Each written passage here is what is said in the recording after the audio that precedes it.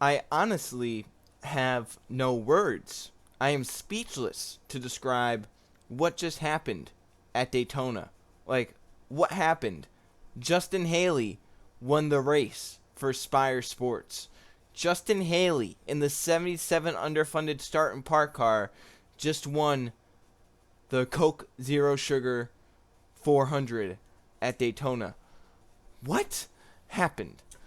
So, talked about in the other video that I would be doing this video, and how the race got rained to today. Watched most of it on my phone. In fact, I watched all the racing on my phone. The only part I saw on the TV was Kurt Busch pitting from the race lead and giving the win to Justin Haley practically on a silver platter. But the race from the early stages, we saw it was going to be a kind of mix of some, single file and some good pack racing 2 and 3 wide.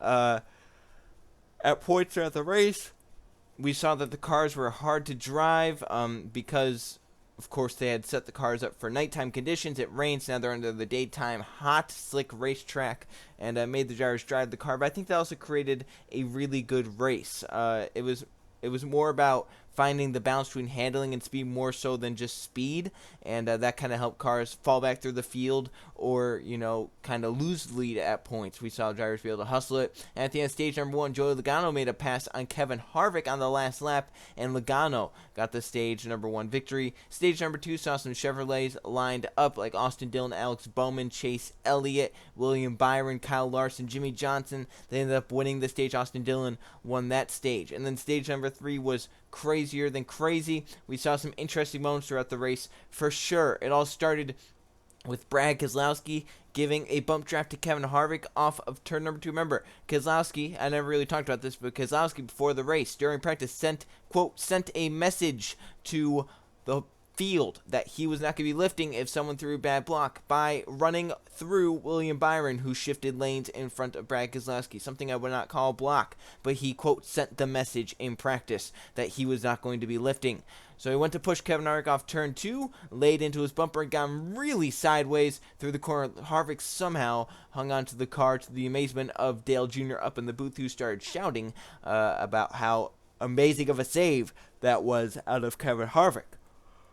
So then, roles were reversed a little bit later on in the race. Brad Keselowski was in front of Kevin Harvick, and Keselowski got shuffled high, and then was has momentum slowed because of it. He got a little sideways, probably had to let out the gas, and Kevin Harvick came from behind, and I assume Harvick's intention coming up behind Keselowski was to give him a bump, get going, and get clear of that middle lane so that they both could get clear, because he just kind of hit him like anyone normally would, just kind of give him a little bump. Well, Brad Keselowski lost control with the bump and spun hard into the outside wall, ending the Tuesday to the, I guess you could say, amusement of a lot of fans on social media who basically said something about karma. I won't say it was karma or not. I feel like it was just kind of like an accident.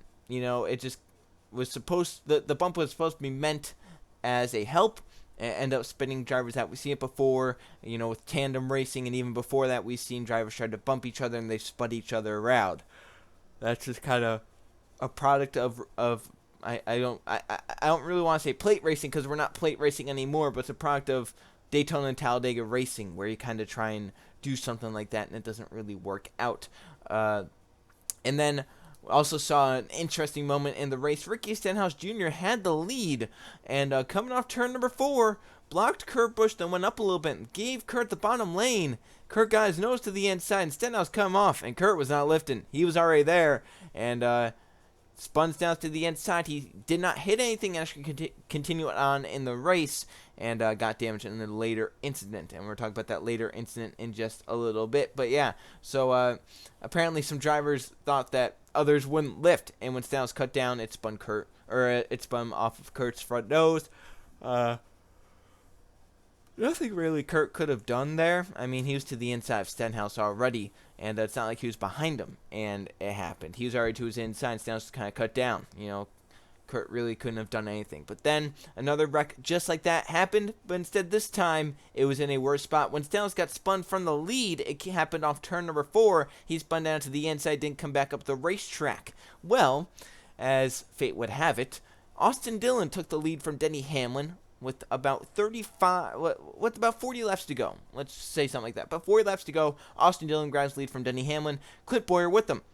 Bowyer gets cleared the inside lane, jumps down in front of Denny Hamlin. Austin Dillon sees this move. There is weather in the area. We are in the final stage. If rain hits, the race will be official. Austin Dillon slices low to try and block the advance of Clint Bowyer. Bowyer's there. They make contact. They save it. Dillon keeps coming down. Bowyer's on the WL line. It turns into a spin.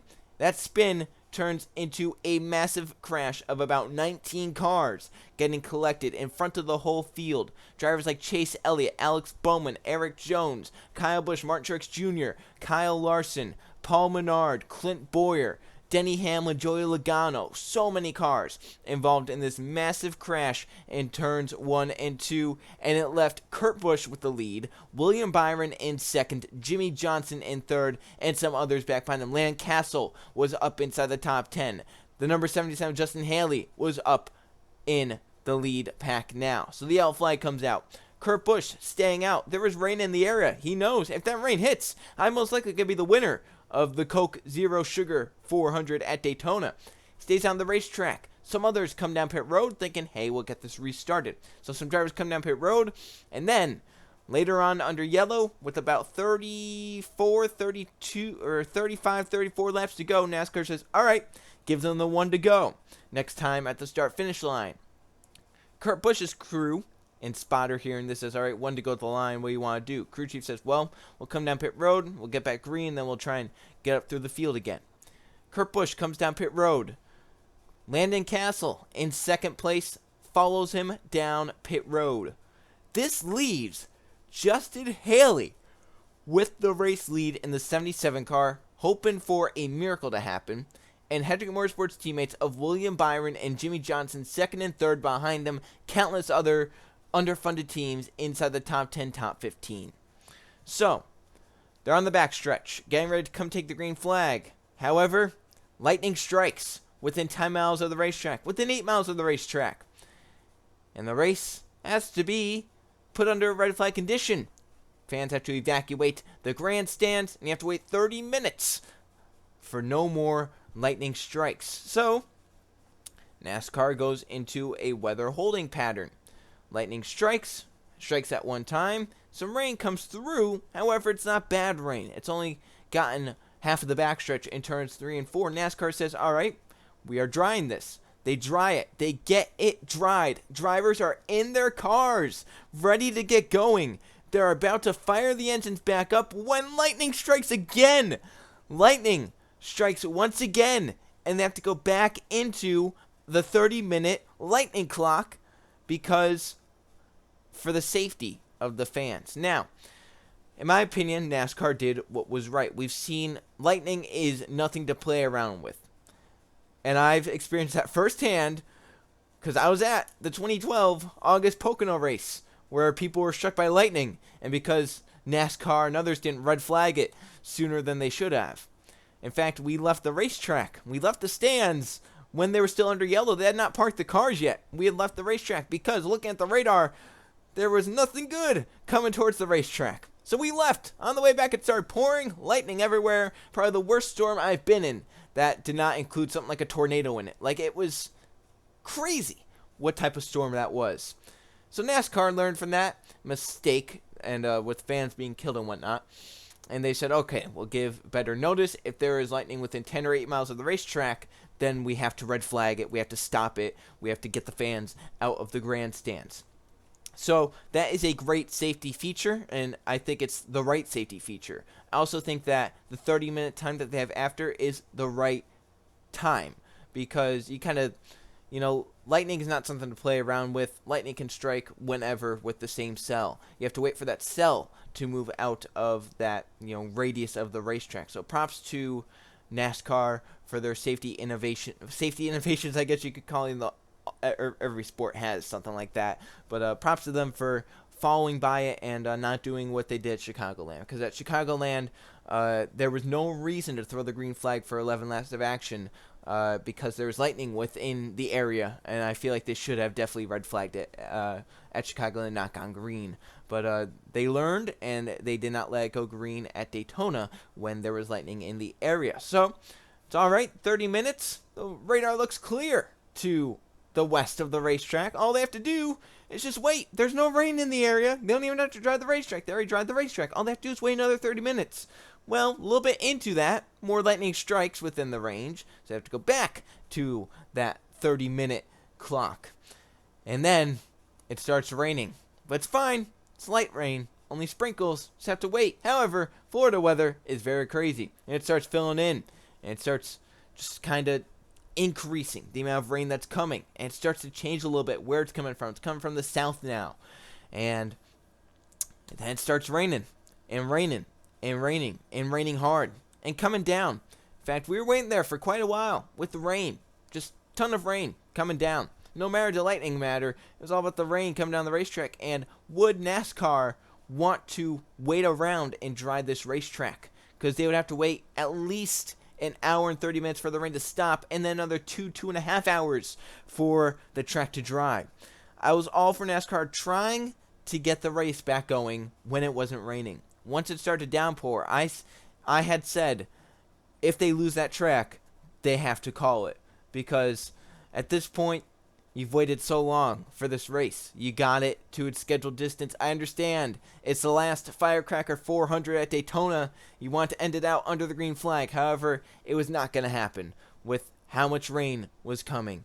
And I know people are mad that they didn't wait because apparently now down Daytona it's clear. But you factor in, the amount of time you have to take with the rain and then the drying, and the fact the radar at the moment when they did cancel it was looking bad. It was looking like it was going to rain for another 2 hours. That would put them at the green flag right around when I'm recording this at like 8:30, maybe even later. So I think for NASCAR, it was the right decision to just call it right then. They probably should have called it sooner, honestly. But they called it, gave Justin Haley the win. He passed inspection, and Justin Haley is a NASCAR Cup Series winner. That's hard to think about. It was just last year when he was running the Xfinity Series race, and he got black flag for passing below the double yellow line. And now he's back with a vengeance and wins at Daytona. So he one got away from him, but it came back to him in a sweeter way because he won a Cup race instead of an Xfinity race. But, man, something about Justin Haley is everyone kind of remembers him for the, quote, bad luck he had with losing that Daytona race and how he kind of, quote, got robbed. That's what other people think about it. But, man, the guy's been lucky in NASCAR. Look at his career after that Xfinity race at Daytona. Look at his career after that. The trucks at Mosport, he's running third, and the 2 KBM trucks take themselves out.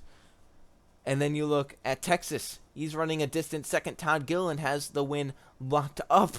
And then he blows up or runs out of gas at the white flag, and Justin Haley inherits the win. At Daytona, he had no business winning this race. He was running, at best, 20th all day outside the top 20. And the big crash happens. He misses it.